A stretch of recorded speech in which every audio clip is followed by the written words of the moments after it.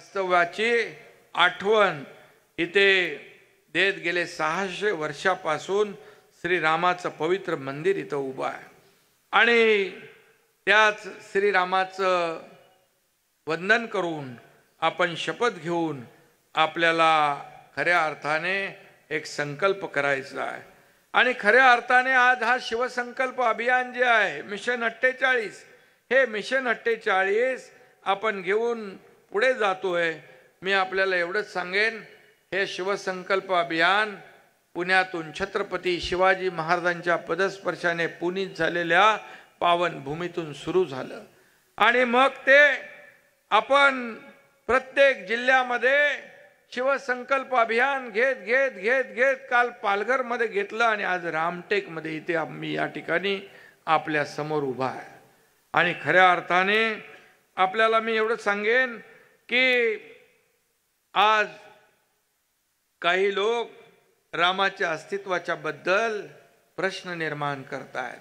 खरं म्हणजे काही लोक मुमे राम बगल में छुरी असं प्रकारचं काम करतायत।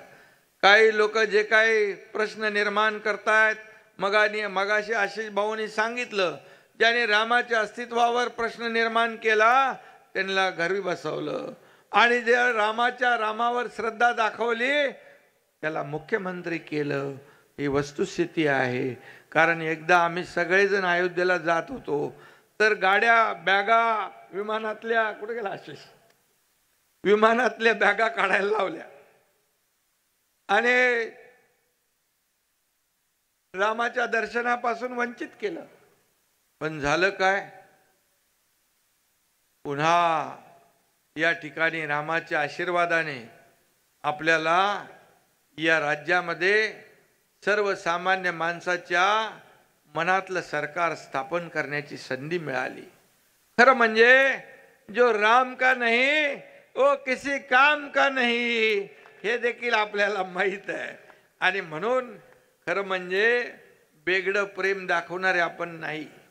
बाळासाहेबांचे विचार त्यांची भूमिका घेऊन आपण पुढे जातोय। आज हिंदुत्वाचे विचार बाळासाहेबांचे ऐकण्यासाठी लोक आतुर असायचे आणि बाळासाहेबांनी जी भूमिका घेतली ती अतिशय परकड स्पष्टपणे भूमिका घ्यायचे आणि त्यांनी